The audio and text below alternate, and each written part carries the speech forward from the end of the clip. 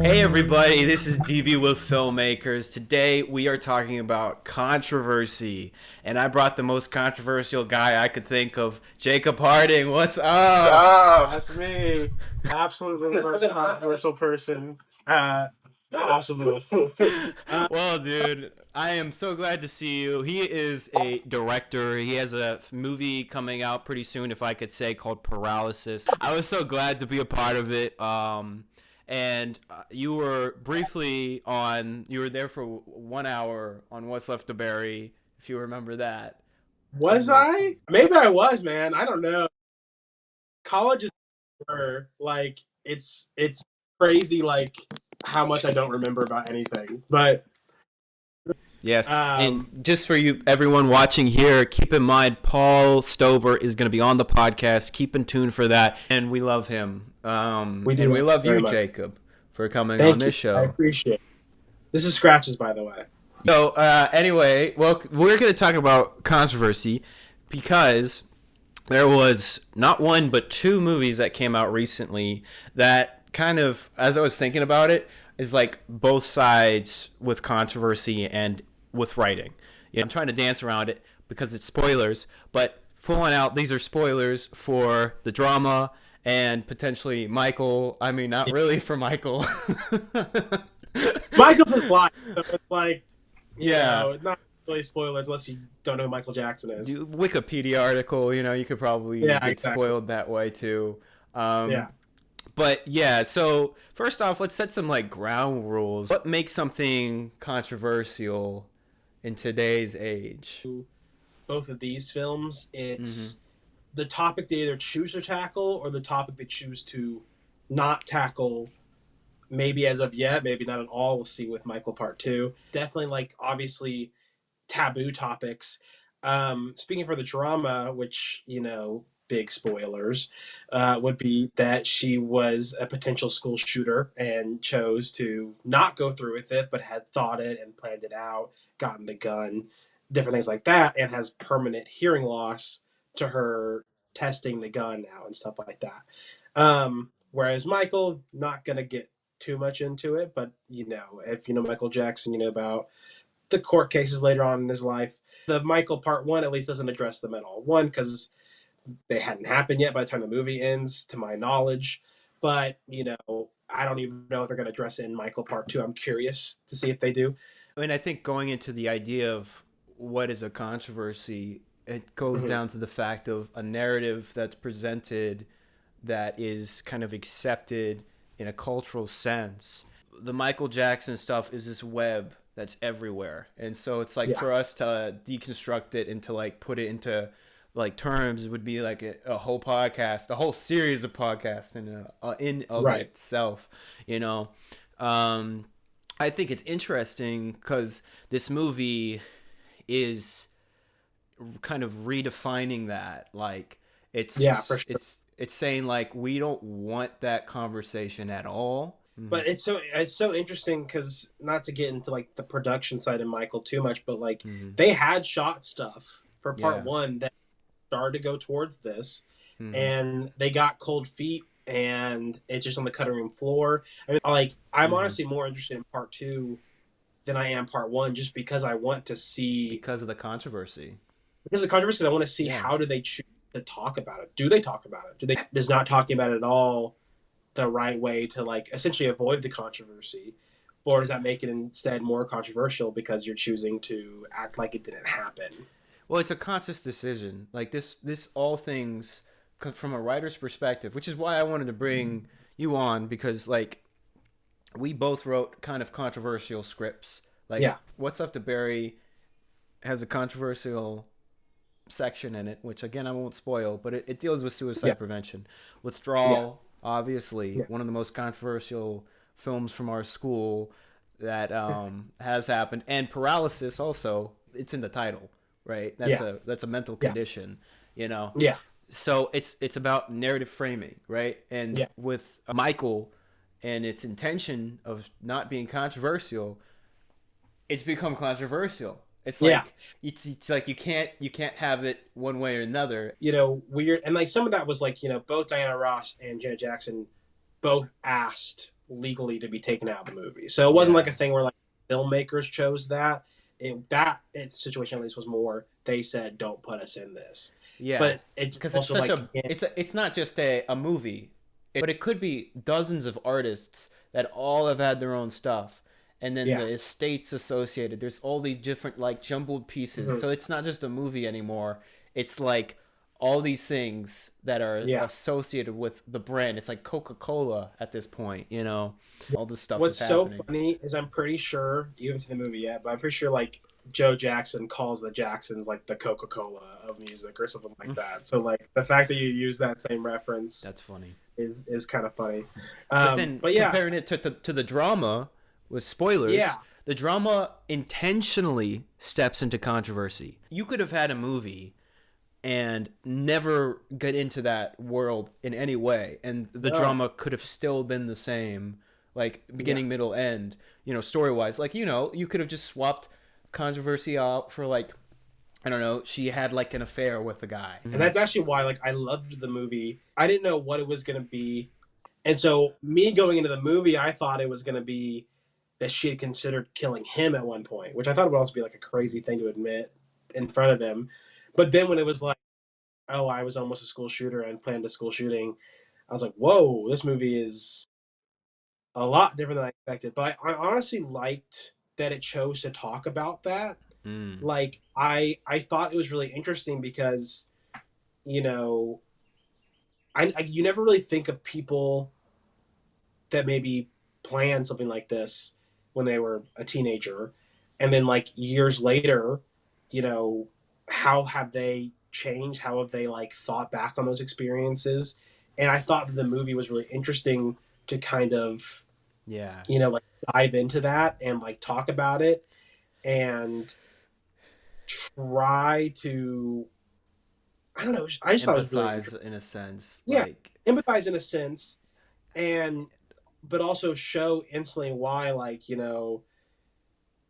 it says the minute she's trying to be open about it, and I think she's trying to be open about it in terms of like trying to get closure from it and like seek forgiveness for something that she considered doing mm, that she never fully get, and then right away everyone turns her into the monster that she never actually became. that's the risk that they took when Yeah, they decide this is now a movie because it's not based on real life. no, The writers decided that was the version of the story that's going to work, which is mhm. funny. Which is why I contrast it with the writers of Michael decided that's the story, the version of the story they Yeah, didn't want to tell, and they're like the exact opposites on the right. spectrum. You know? One's talking about the controversy directly, Yeah, one essentially choosing to try to avoid it yeah. currently. As my controversy, I guess, for Mm-hmm. Withdrawal was a film that I made that was about a drug addict going through recovery, Mm-hmm. specifically like withdrawal symptoms.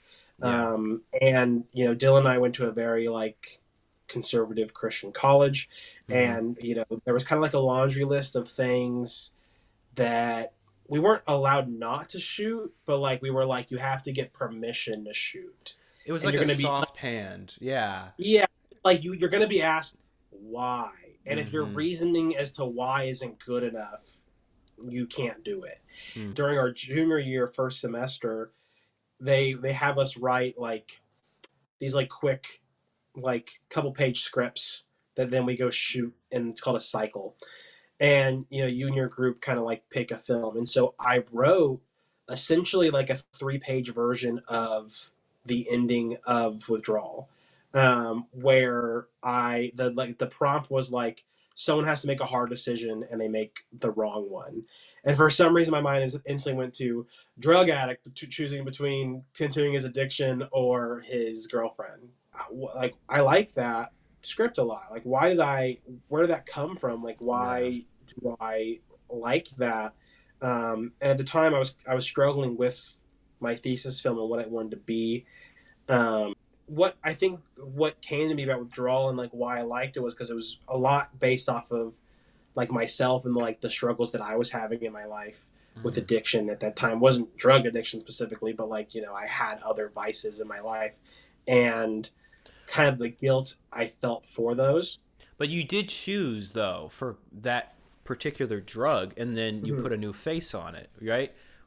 Yeah, Was the thinking behind it into a higher stake scenario, or I what think was the so, because thinking? like Okay.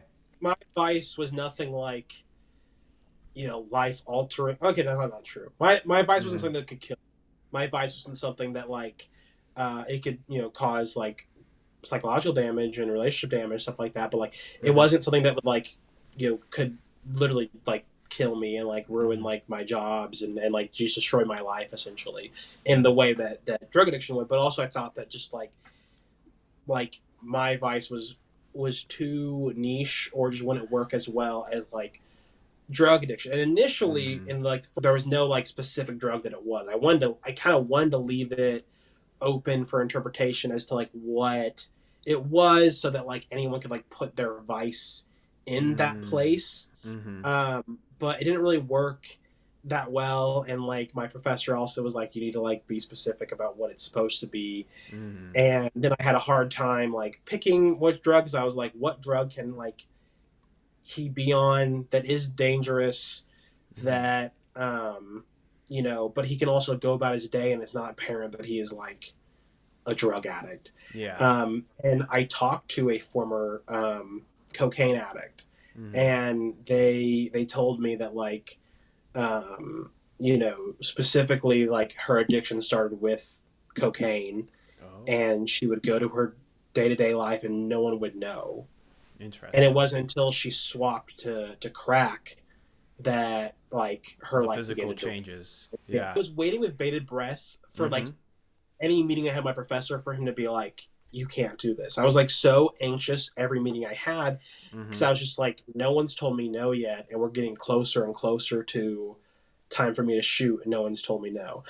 I kind of kept on like dodging bullets of potentially having the film altered, and then like you just said, COVID happened, which I never really thought about, but that might also be why like they didn't interfere with the post production process much. Like I remember that like Juan, who's our editing professor, but he did pause the film in the middle of it and go, "Does your professor know about all this Yeah. This stuff?" stuff. And Yeah. I was like, "Yeah." It's like, is he okay with it? And I'm like, to my knowledge, yes. And so like it was a controversial film, and then when they finally screened it, it was like the very final film they screened after like Yeah. everyone had gone home. That and And Tommy's. Yeah. yeah, after Tommy's, like then they go to mine, and like I remember being in the room, and like Jake Gumm's film had played, and like it said, and everyone kind of giggled or whatever, and I was like, man, wait till they get to my and in the audience, and like kind of towards the beginning, like there's some like maybe some chuckling, but then there's a specific scene, and I talked about this on my podcast too, I think. So Mhm. if people are watching both these, you may have heard this story What's the before. name of your podcast? Professional amateur. I promise I'm doing more episodes. So you're in the theater, and I remember you were talking about how there's a one moment though that it didn't play, then it would have been kapoots. It would have Yeah, been I bye was bye so mama curious. jama. Yeah, is this part where my brother is in the film. He plays a character named Eddie, and the main character played by Kyle. No, the character's name is Kyle. Is played by Judah. Kyle's leaving the room, kind of like ignoring him, Mm-hmm. and he's like says something like, "You're an addict, Kyle, and no one will ever change that," referring to Kyle's girlfriend. And I remember like the whole like theater being silent, and I was Mm-hmm. like, okay, so either like this is working how I want it to, Mm-hmm. or it's like become a grand failure. When the film was finally over, I had people coming up to me, including one of our fellow students' dads, like came up to Sam Mm-hmm. and was like, I had someone like you in my life, and I felt you did such a great representation Mm-hmm. of that. And then he like shook my hand and said like, thank you for making this film. As a filmmaker of like, okay, I think I want to make films like this, Yeah. where there is something real to it that people can pull. Can't dive into paralysis a ton, but like Yeah. it's a lot more than a film about sleep paralysis. Okay, as a writer and you're just starting out a script, like Mhm. it's the differences between a broad hit versus an accurate hit, right? Like you could have written something about, like, yeah, a guy who's just like he doesn't sleep well or something like that. But like getting into which is I think a testament to a professor is like the specifics helps bring reality to it, and it helps bring it into the world of discomfort too, because it's controversial, right? You put a Yeah, name to the face. You put paralysis in front of as a title, so now it's a name on the face. Or it's like with What's Left to Bury, it's suicide. It's things that are real and it's affecting yeah, people, and it's not going to be something that you can put on a t-shirt. It's uncomfortable. That's okay. I would yeah, look back at every single Stanley Kubrick movie. If you put it in a perspective, that's a controversial movie. for sure. Every single one of his movies. What's Left to Bury, I have share your experience there too, because like I heard word from like people who are like to my dad specifically, and they were talking about how there was a gentleman who did pass away that had the similar. He was an IT worker also that was Mm. in offices, and like it felt kind of like a responsibility. I don't know if that was it for you, like having I think to so. put that I weight on your shoulders. To me, like when I was making it, a lot of it came back to like, I'm making this film for myself. In a way, a jab at myself because it was like, I considered myself like an addict, and I considered myself like having these problems. Mm-hmm. And here I am writing a film about someone struggling with addiction problems. And in the end of the film, maybe heading towards the right direction to um, start to solve those problems. Mm-hmm. And I remained addicted to this vice for several years out of this film. I've been clean for um, I think over 2 years now. But like yeah, Congratulations.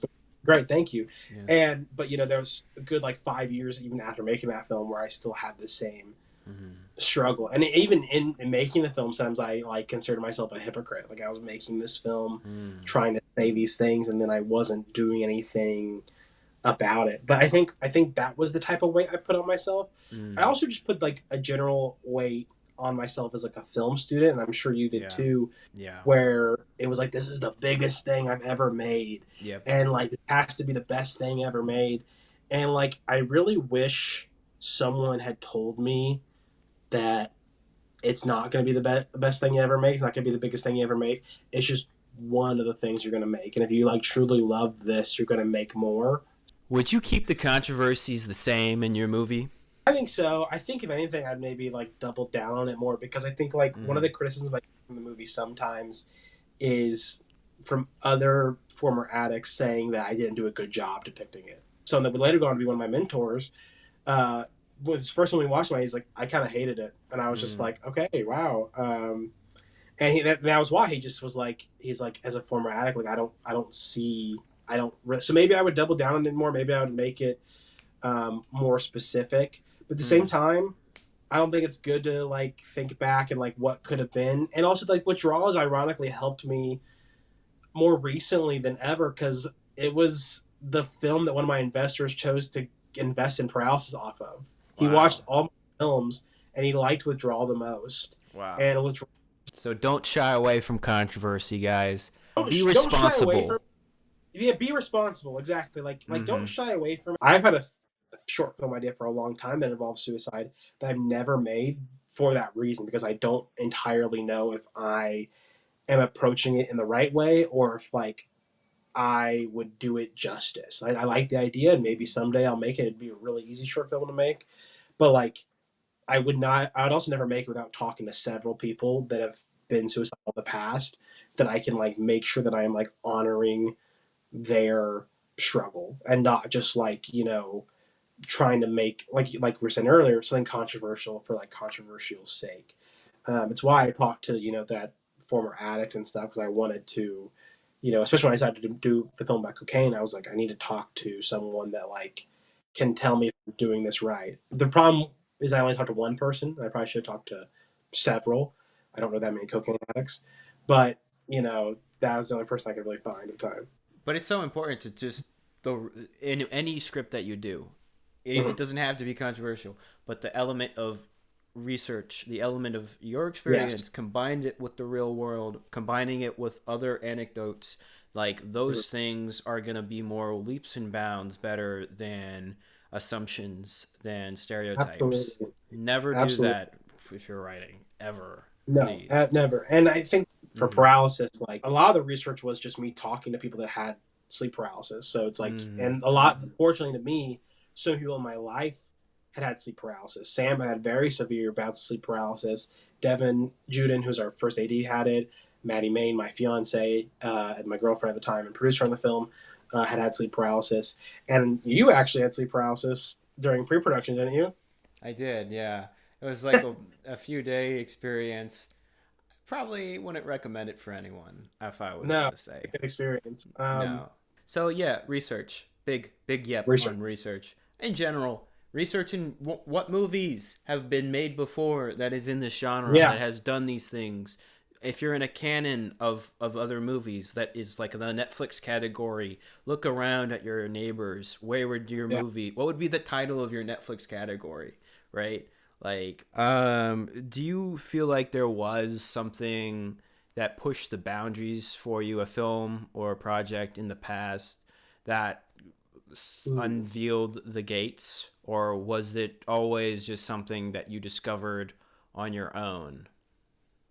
In case of withdrawal, I feel like it was just me discovering it on my own. I think that like I feel like I got more open to those types of films after making withdrawal. There's nothing that like in particular comes to mind because Yeah. even films that you could say are similar to withdrawal, I hadn't seen before making withdrawal. I Yeah. made withdrawal very much off of like a blank slate of like here's what I think the story should be.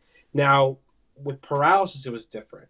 I think for paralysis, it was when I saw Talk to Me, Mm-hmm. where something about that film and like its like subject matter and how it chose to talk about that in this like horror like landscape like it really stood out to me, and I think it was like the personal aspect of it Mm. disguised as this horror film is like what I loved. I remember walking out of that theater and being like, wow, like that was incredible. That like Mm. really spoke to me, and obviously like would lead to me being like those are the type of horror films that I could make, and then eventually come up with the idea of paralysis and the Yeah. idea for another horror film that I don't think I'll make for a long time, but like Mm-hmm. still in that same vein. I don't think would have happened if I hadn't watched uh, Talk to Me. But what about you? No, I think it's like it's sort of inherently a part of Mm-hmm. art, right? So like Yeah. inspiration, you don't think about if a film works, if it feels organic, and it doesn't until you bring in outside voices. That's where it's like, oh, Mm-hmm. okay, that's what this controversy is. I mean, some films do provoke controversy, like we talked about Yeah. Stanley Kubrick. A lot of like Yeah. Clockwork Orange, very controversial. I was Um, gonna bring it up actually as a yeah, point. For me, it's more kept me from watching certain films in my life. Like yeah, I've actually never seen A Clockwork Orange, yeah. and I really want to now. But for years, I didn't want to watch it because of its perceived Yeah, controversy. especially some people like in the horror world where it's like, oh, this movie used like there's a movie called Cannibal Holocaust, and it's like, oh, they used real animal cruelty in this film. Oh, like oh, this stuff happened, and it's like people use it's like an exploitation thing. That's just something that I don't resonate with very much. We both are Yeah, huge Christopher Nolan fans, for sure. in a world where Dark Knight isn't $1 billion movie and it's only shown to a couple theaters, the Joker's scenes would be like xed out. It would be Yeah, like you couldn't make that PG-13. I You mean, shouldn't it was show super that to kids, controversial right? when it came out. I remember Mm-hmm. like obviously I was a kid, but like I remember my parents like highly considering Mm-hmm. not bringing me to watch a Batman movie Mm-hmm. because of those scenes. Mm-hmm. And like I remember I don't know why I remember it so well, but I just remember this like whole controversy around it and like Mm-hmm. is it too intense for kids? And honestly to a certain extent kind of is. You think it's the MPAA? You think their role in sedating controversy allows for another form to happen? Like conversely, Oh like making a movie PG-13 opens it to a bigger audience, potentially increasing the pool that happens, right? For sure. I Mm-hmm. mean, like, I think that, like, there's a lot of movies that, get, rated R for, like, Mm-hmm. dumb reasons. It's like they just Mm-hmm. have, like, one scene that might be, like, a little bit of a push. But the Mm-hmm. movie itself is not controversial at all. But Yeah. then, like, something like The Dark Knight, or, like, one thing I've always thought was so strange is, like, if you talk about, like, nudity, Mm-hmm. like, think of, like, Titanic still getting a PG-13 rating while having a fully nude scene, where in Yes. any other world that movie would have been rated R. And I still to this day don't know why It's it got that insane. rating it did. Yeah. It's But, like, vibes. It's insane. yeah, Yeah. and it's a great film, and, like, I mean, if it wasn't PG-13, it probably wouldn't have been one of the most successful films of all time, Oh, because it would have won yeah. the audience. And so yes and no. I mean, I don't know if it necessarily saves any controversy per se, because that film still will find a way to get out there. It just Mm. saves some people from not doing their research Mm. and, happening upon it, I guess. But, like, with how, like, everything is today, and, like, most things just go straight to streaming, their role has kind of become pointless to a certain extent. It's interesting because it is a weird world we're in where people can Yeah. be going on YouTube and watching, medical grade surgery videos, which Yeah. has real stuff. And, YouTube allows those things because they're educational. Yeah. But conversely speaking, like Army of Darkness on Netflix is an R, and it's like a wacky screwball comedy. Let's go back to it where Midnight Cowboy was Yeah. X movie to ever win Best Picture, and the only X movie to ever win Best Picture. There was a huge pushback in the Academy because they were realizing that they're kind of being aged out, and that Hmm. the Oliver won the year before that, and it was Yeah. like one of the lowest turnouts, and there's huge amounts of people saying like you're forgetting about the youth, and so they're like, oh, you want us to pay attention to the youth, Yeah. or pay attention to we're gonna do an X-rated movie, which was Yeah. so controversial, like Super. And that's the thing that's yeah. interesting is, like, I was reading a report, like, Mm-hmm. and just how, like, things change over time. Mm-hmm. I was reading today about how, like, um, I'm sure you've seen this, but how, like, a lot of people in our generation are disliking the amount of sex and nudity in, Yeah. like, television and movies. And, like, Yeah. it used to be a thing where it didn't exist at all. And Mm-hmm. then, like, because of, like, HBO and everything like that, it's like it was in everything and grew, and it was in so much stuff, and now it's on the decline again. What I was saying is, like, it's interesting how, like, controversy changes and loosens even within, like, a decade, where, Yeah. like, 10 years ago, a lot more people are like, nudity is everywhere, and it's like, and, Mm. like, Game of It comes Thrones and is in every goes. single episode. And Yeah. now, you watch, like, the modern Game of Thrones shows, and they, like, barely have it in there because tastes are changing. Even though you're watching, like, the same genre of thing, it's like it's reducing because that controversy was not so controversial 10 years ago, and has now re-become controversial again in a Mm. very, like, interesting way. And Yeah. so, like, and that goes back to, once again, like, the rating boards and stuff like that. Like, do they really do anything Hmm. to, and, like, no, not really. They don't really change too much. Mm-hmm. I don't know. It's hard to say because I think what the powers that a lot of those boards had was because it was coming from a funnel, and we're Yeah. at a point where you can now release your film and Yeah. subvert the entirety of the MPAA and it become a hit and Yeah. it never be rated at all, and people won't think the Yeah. wiser to it because they're No. seeing it through a streamer. Yeah. And so now it's like, yeah, they don't have the same grip on the industry as they did, but at the same time, where is that grip coming from? Is it coming from a cultural thing? Is it coming from like Scratches. Uh, Scratch's cam? uh, Scratch wants to talk about controversy and rating boards. What do you think? Now it is kind of dictated by us because, like, we are the ones saying through social media or through whatever what we prefer and what we don't like. Mm, And, like, now it's less of people wanting to appease the rating boards or appease politicians, and it is in a certain way becoming more about appeasing the viewers' controversy standards. And obviously, like there is still like pushback against that. Like like you just said, Mm-hmm. I don't I just put paralysis out there, and whoever wants to watch it can watch it, and doesn't matter what it's rated, doesn't matter what its contents are.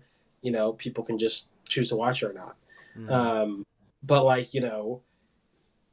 the studios like they will pander to whoever gives them the money now. It's less about like what the overall political thing is. It's more like who will give us the most money if we do this in our movie type of thing. I think it was always the money aspect, and it was just the For sure. different ways of facing it.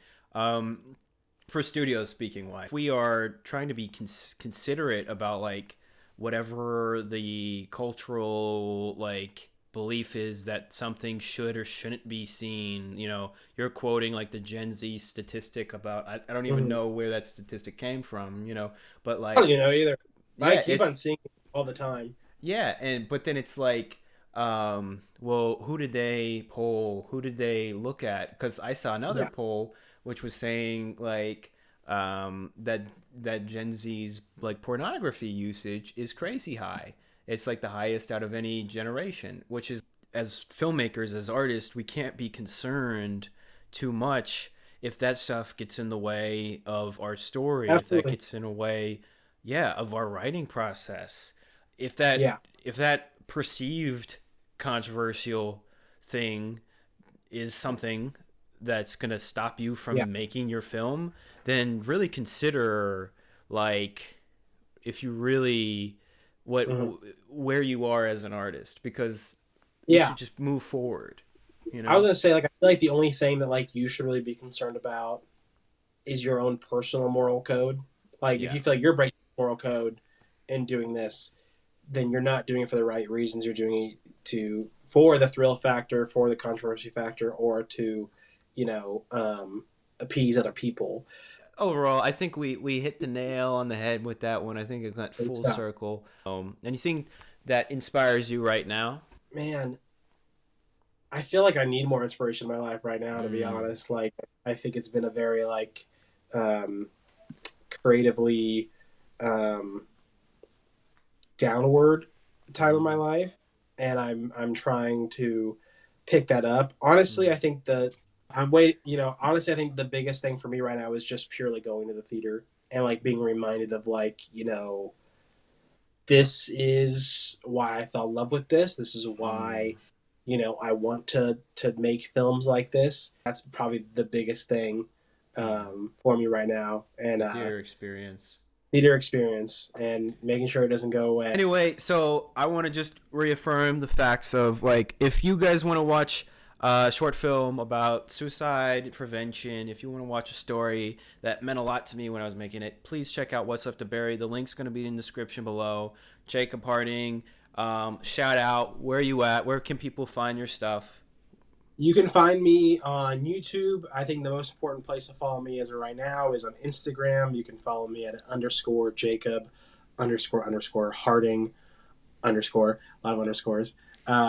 But that's where you can see like basically my most up to date stuff, whether it's paralysis or my podcast, professional amateur, or just whatever else I'm working on. Currently, my only project in the works is paralysis in terms of actually like something that's been shot. But yeah, there'll definitely be more to come. Awesome, man. Thank you so much, and thank you everyone for watching. I hope that you guys will stay tuned for Paul Stober coming up very soon. It's going to be very exciting. And, yep, see you later.